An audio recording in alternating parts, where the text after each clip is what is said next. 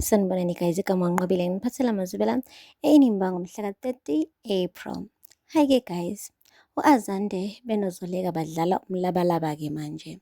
U-Azande-ke uqala wafonela unina e-complain-a ngozoleka esho ukuthi uyazi bangithathile bangibeka laphaya njenge-COO, kodwa njalo mengithi ngifika nama-advice bayawaphushela le emumva. Uthuma wakhe lalela, wena ungungcukana and if bandithini kuwe kuzomele uyidlale indima yakho laphaya, kalinga ukugwajiswe uyena uZoleka. Hhayi-ke guys, uyawathatha-ke lawo mazwi u-Azande uyawagodla ngaphakathi kuyena. Guys, kuthe kusanjalo kwafika uqhawekazi la kuhlala khona u-Azande. Hhayi-ke wathi, ya qhawekazi Mabandla, ngingakusiza ngantoni? Hhayi uqhawekazi wamane nje wathula wamndwazela wambuka u-Azande wathi, hhayi akho nto, yabo le ndlu inkulu ingangiginya ngisho ukungigwinya. So uma ufuna ukuzohlala nami, thatha iy'mpahla zakho nje uzohlala, ayikho inkinga, you are welcome. Wathi hhayi andizile ukuzohlala apha, ngizobuza ukuthi intoni lo yenzile ku-Onga, why umhumiliate ngale ndlela umhumiliate ngayo izolo. Wathi lalela la qhawekazi, wena umuntu wesifazane akufuze ngabe ulwa izimpi zamadoda, futhi isayidi le-executives lihlala abantu bakongcukana, ongakasiyena ungcukana. So wena prepare for i-presentation yakho le ozoyenza namhlanje, uphume ey'ndabeni zami. Wathi yazi bengacela ngisho usisi lo sizayo lekhaya ukuthi akwakhele itiye, hlampe-ke uze kumina ngizokukhethisa iy'ngubo ozoy'gqoka namhlanje yabo, kunokuthi ulokhu ulwela u-Onga. Qhawekazi wamane wakhetha ukuphuma ahambe ebona kahle ukuthi u-Azande uhlaza guys, uhlaza u-Azande. Akupheli-ke lapho, hhayi-ke ufikile uZoleka kuyena ezomtshela ukuthi kuno-Mr Gumbi we-Jozi Power obekade eyiklayenti yabo enkulu, i-contract yabo izophela manje ufisa ukuthi ivuselelwe cause he's a very important client. Loyo-ke Mr Gumbi abantu balaphaya eZondo Technologies, hhayi bambhekile nabo bafuna ukumntshontsha. Guys, lapho uZoleka akakazi manje ukuthi nabo bafuna ukumntshontsha lo Mr Gumbi, usafuna ukumgcina nje laphaya eKhosela Tech. Ucelile-ke u-Azande ukuthi amsize akwazi ukuthi lo muntu amsayine back eKhosela Tech, kodwa u-Azande umphendule ngamazwi abuhlungu. Wathi hayi bo, lowo muntu osebenzela iKhosela Tech angithi manje indaba ungacela u-Onga akufunele yena lo muntu ukuthi asayine back eKhosela Tech cause mina ngisebenzela uhlangothi laka-Ungcukana Industries. Hayi bo, wamane wathi uZoleka, ngokwazi kwami iNgcukana Industries neKhosela Tech like kumejiwe into eyodwa manje le, so yingakho ngithuma wena. Wathi yazini asenze into ibe lula, kunomngani wami ekuthiwa uSiya, yabona-ke yena unemali and u-ready ukuthi angene kule nkampani anytime. Why singamane sicele yena kube uyena-ke ungena kule nkampani le esikhundleni sokucela u-Mr Gumbi. Wamane wathi uZoleka, lalela ngithe kuwena ngifuna u-Mr Gumbi, so into ozoyenza namhlanje uzohamba uyobhukha amathikithi awu-2 e-basketball cause u-Mr Gumbi uyayithanda i-basketball. Nithole i-front seat, wenze sure ukuthi he's having a good time, okay? Ngoba emva kwalapho-ke kuzomele nakhe i-friendship ezogcina imlethe la eKhosela Tech. And then umngani wakho kuSiya, ungakhathazeki ngaye, nginikeze iy'namba zakhe ngizomtshela mina mathupha ukuthi akamukelekile kule nkampani yethu. Hayi bo guys, wamane wenze ngathi uyasmayila u-Azande kubonakala ukuthi la bantu bayalwa.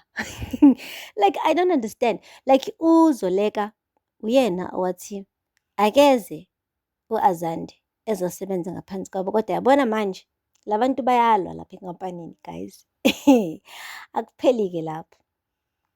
Kushuthi-ke u-Azande ubenalo igqubo la enhlizweni yakho ukuthi uZoleka umphethe kabi kuleya nkampani. Walinda kahle kube ne-presentation-ke kaqhawekazi namhlanje. Qhawekazi guys uyishayile i-presentation yakho girl. She knew exactly what she was talking about. Le presentation ibinge-pacemaker, lento le device ezosiza abantu abanama-organs afeyilayo. Siyakhumbula-ke ukuthi uqhawekazi bekade nenkinga yenhliziyo isikhathi eside kudingakala ukuthi ethole i-transplant, kanti-ke hhayi bekade engatholi umuntu ozobe idona ozomnikeza inhliziyo entsha and ugulile-ke ngenxa yalokho kwaze kwagcina kuba ne-brain death-ke kamfowabo uLikamva, wagcina esethola inhliziyo kaLikamva. Manje uzama-ke uku-create-a i-bridge between i-transplant kanye ne-organ failure. I-presentation yakhe ibikadinga lokho-ke ukuthi uma umuntu esalindile ukuthola i-organ donor, yiphi i-device abangayisebenzisa ukuze kuqhutshekwe iminyaka yokuphila, kungagcine ifa i-organ yakhe egcine naye sihambe emhlabeni. So this presentation was wonderful, but eyi, ngathi izombeqolo-ke yonke lento le. Kudingakala ukuthi kwenziwe i-research, kudingakala ama-approval from overseas, kudingakala insurance, kudingakala izinto ey'ningi ezogcina seyi-drain-a umnotho wale nkampani le yaseKhoselathek ne-Ingcukana Industries. uZoleka was very worried about that.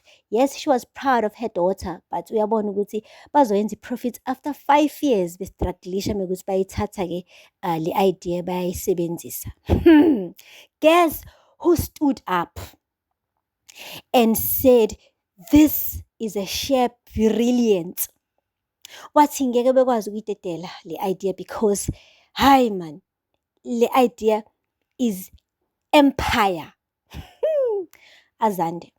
Azande-ke guys usenza uqhawekazi ebe nama-hopes ukuthi uZoleka uzovuma ukuthi ithathwe le idea isetshenziswe because izoba i-legacy yakusasa yalaphaya kuleya nkampani yakhona. And mina ngokwami ukubona u-Azande uyenza lento ngamabomu, ufuna vele ukuqumba phansi i-Khoselathek ne-Ngcukana Industries. Kubonakala engathi uZoleka uyifeyila, uhlulekile ukuyiphatha le nkampani ngoba phela meke bethatha yonke imali laphaya bayifuqa kule project kaqhawekazi, kushuthi inkampani izowa phela.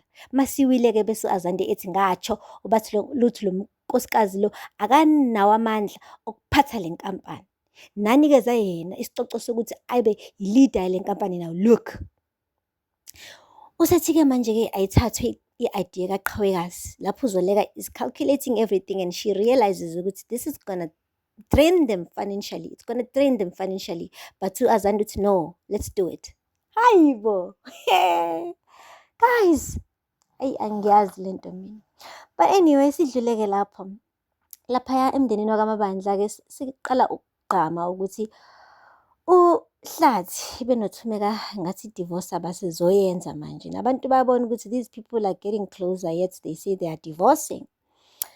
Kanti-ke udischarge-iwe ku-girl uYanga useyile kubo, kodwa indlela abazali bakhe abamphethe ngayo bamtotosa njengeqanda.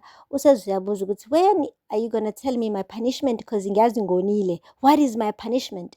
Ugcine-ke uHlathi emtshela ukuthi i-punishment yakhe ukuthi ngeke asaye kwi-matric dance and ugirl wakhala esikanandi isililo. Kodwa-ke basho ukuthi mntanami, this is the way.